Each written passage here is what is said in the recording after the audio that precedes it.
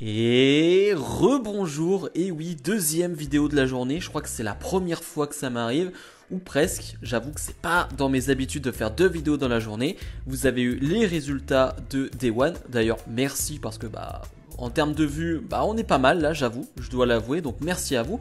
Mais là on va partir sur un Total Catch News numéro 10.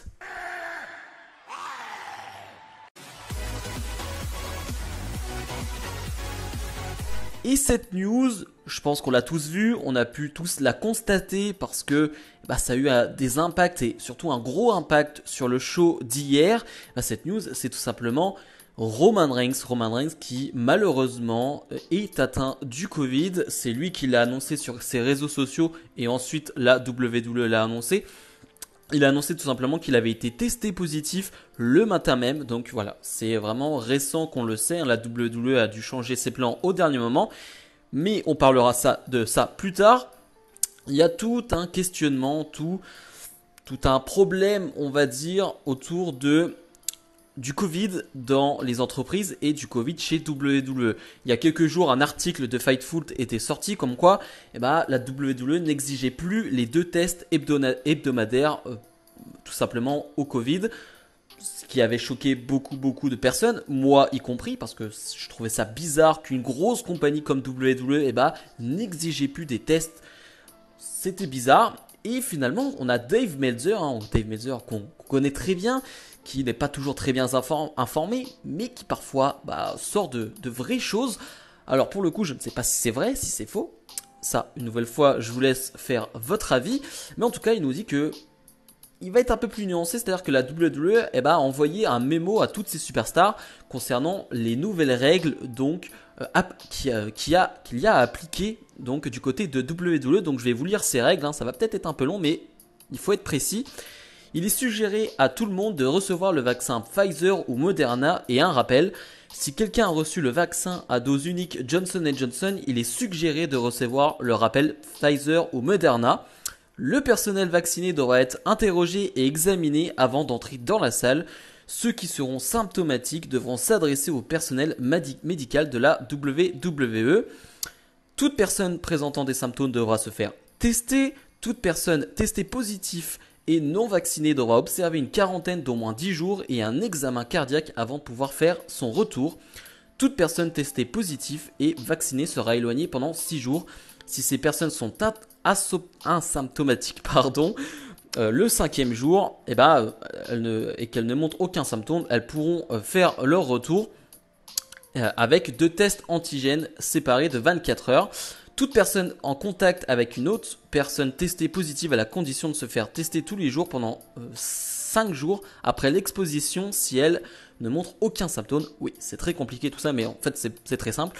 Le masque doit être porté par tous les talents, les employés, techniciens et invités. Des amendes pourront dresser aux talents et employés qui ne respectent pas ces règles.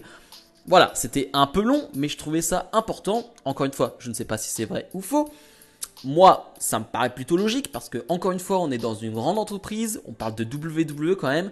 Si ce genre de mesure n'est pas prise, c'est quand même bizarre, c'est quand même particulier. Mais donc pour en revenir à Roman Reigns, j'en ai vu beaucoup se plaindre du coup du fait que soi-disant la WWE ne teste pas assez. En tout cas, il y a un problème, on va dire, de Covid qui n'est pas vraiment réglé du côté WWE.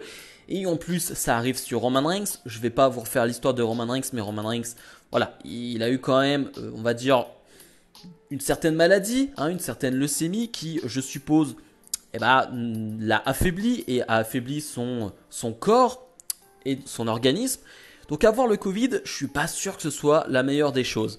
Donc tout simplement déjà on va souhaiter un bon rétablissement à Roman Reigns en espérant qu'il n'ait pas de symptômes, qu'il n'ait rien de grave, tout simplement même rien du tout. Ce serait très bien pour Roman Reigns. Donc déjà on va espérer cela. Et maintenant on va parler d'une chose, c'est la conséquence, on va dire, de l'absence de Roman Reigns. Parce que son absence peut varier de 10 jours à, je ne sais pas, un mois, voire plus. On n'en sait rien. Donc pour l'instant, on va faire des hypothèses. Ce qui est sûr, c'est qu'il ne sera pas là pour le prochain SmackDown et peut-être pour le suivant. Et ça tombe quand même au très mauvais moment. Même si, encore une fois, c'est jamais le bon moment pour attraper le Covid, bien évidemment. On est sur la route du Royal Rumble, on est sur la route de WrestleMania. Et j'avoue que ton champion absent des écrans pendant quelques semaines, c'est pas la bonne chose, c'est pas la bonne nouvelle. On sait que Brock Lesnar, qui était le challenger au titre de Roman Reigns, spoiler, Brock Lesnar est champion WWE, ce qui enlève un possible challenger de Roman Reigns. Ou alors, possiblement, ils vont nous faire un Roman Reigns Brock Lesnar avec les titres en jeu. Je ne sais pas. Je ne pense pas qu'ils vont aller jusque-là. Mais peut-être que c'est une éventualité, le champion versus champion à WrestleMania. Je n'en sais rien. Mais ce qui est sûr, c'est que ça pose problème maintenant, c'est que il n'y a plus personne du côté de SmackDown avec ce Brock Lesnar qui part. Tu n'as que Drew McIntyre. Tu n'as que Drew McIntyre qui va devoir peut-être être opéré. Je ne sais pas, mais en tout cas, Drew McIntyre est blessé. C'est un peu ça la deuxième nouvelle de ce Total Catch News, c'est que Drew McIntyre, il est réellement blessé. Il s'est fait attaquer en backstage par Madcap Moss et Happy Corbin, mais réellement, Drew McIntyre a des problèmes au cervical. Alors, est-ce que c'est une petite blessure qui va l'éloigner des rings pendant quelques jours? Est-ce que c'est une grosse blessure d'un mois, 2 mois? On n'en sait rien pour le moment. Ce qu'on sait, c'est qu'il est blessé. Et quand tu as tes deux possibles grosses superstars de SmackDown qui ne vont peut-être pas être présentes pendant 2-3 semaines, alors qu'on est sur la route du Rumble et de Mania, ouais, c'est problématique. Je ne sais pas comment la WWE va gérer ce problème.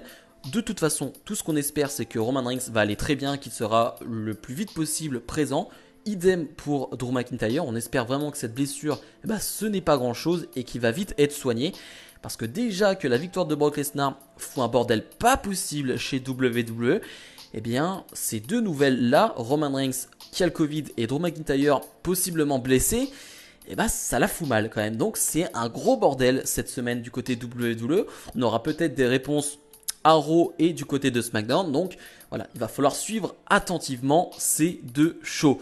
Bref, comme d'habitude, n'hésitez pas à mettre le petit pouce bleu. J'espère que ce type d'infos comme ça, ce type de format-là vous plaît toujours autant. Moi, ça me plaît toujours de vous parler tout simplement, de parler avec vous. Comme d'habitude, n'hésitez pas à mettre le petit pouce bleu donc et à vous abonner. Salut, salut!